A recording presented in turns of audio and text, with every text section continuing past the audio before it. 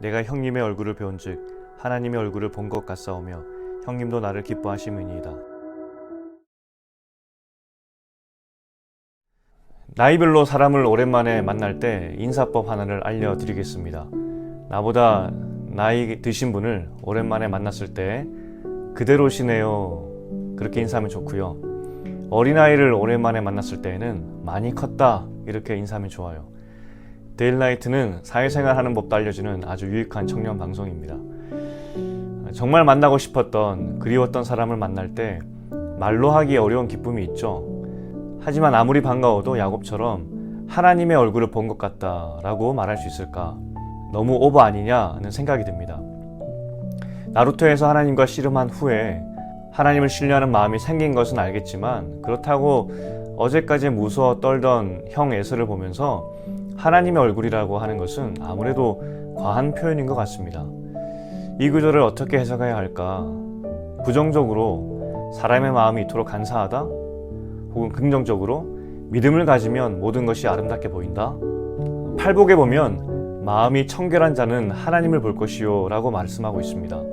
마음이 청결하다, 이 뜻은 사람을 대할 때 두 마음을 품지 않는다는 의미예요.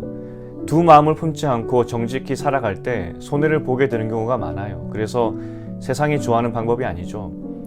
그런데 두 마음을 품지 않을 때 그 결과가 실제적인 하나님의 역사를 또 도우심을 본다라고 이야기를 하고 있어요. 야곱은 마음이 청결함과는 거리가 먼 사람이었습니다. 형을 속였고 또 형을 다시 만나는 자리를 앞두고 형의 마음을 어떻게든 달래고 또 마음을 사기 위해서 잔머리를 썼던 야곱이었죠. 야곱은 사람을 대할 때 진정성도 없었고 깨끗하지 못했어요. 그런데 그가 바뀌었죠. 형의 얼굴을 볼 때 하나님의 얼굴을 본 것 같다라고 이야기를 해요. 이것은 아무가 아닙니다. 정직하게 형 앞에 섰을 때, 형 앞에서 진정한 사과의 마음으로 속이는 사람의 마음을 버리고 섰을 때 하나님의 모습이 에서의 얼굴에서 보인 것이죠. 우리가 사람을 대할 때 청결하지 못하고 속이는 이유가 무엇일까요? 이유야 여러 가지가 있겠지만 그렇게 하는 것이 나에게 더 이익이 된다고 생각하기 때문이죠. 그 속임이, 그 처세가 나에게 더 큰 유익이 된다는 생각 때문이죠. 정직하게 또 청결하게 한결같이 사람을 대할 때 생각보다 우리에게 돌아오는 것이 적거나 혹은 오히려 손해볼 때가 많을 거예요. 그러니 적당히 속이기도 하고 또 처세술도 생각하게 되는 것이죠. 하지만 우리는 청결해도 되는 사람들입니다.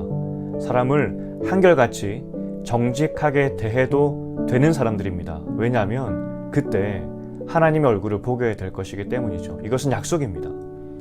오늘 하루도 수많은 사람들을 만나게 될 것입니다. 오늘 주님의 약속을 믿고 사람을 정직하게, 한결같이, 청결하게 대해보았으면 좋겠어요. 그때 우리는 하나님의 얼굴을 보게 될 거라고요. 며칠 전 설교 예화였습니다. 초등학교 3학년이 되는 우리 아이의 이야기인데, 이제 이쯤 되니 체육 시간에 잘 못하는 친구들을 보면서 비난하는 분위기가 형성되는 것 같아요. 심지어 그 아이를 보면서 쓰레기다 라고 친구들이 비난을 하게 되죠.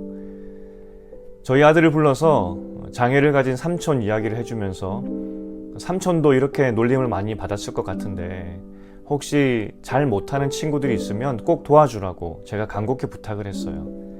며칠 후에 새롭게 편성된 조가 마음에 들지 않아서 불평하는 친구를 우리 아이가 위로해 주었대요. 그랬더니 그 친구가 아이들 한 명 한 명 찾아가며 지민이 성격 좋다고 소문내고 다녔대요.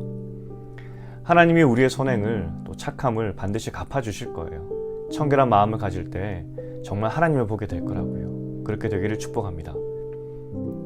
하나님 아버지, 사람과의 만남에서 두 마음이 아니라 한 마음으로 정직하게 한결같이 하여 주시옵소서. 그래서 하나님의 얼굴을 보는 우리가 되게 하여 주시옵소서. 예수님 이름으로 기도합니다. 아멘.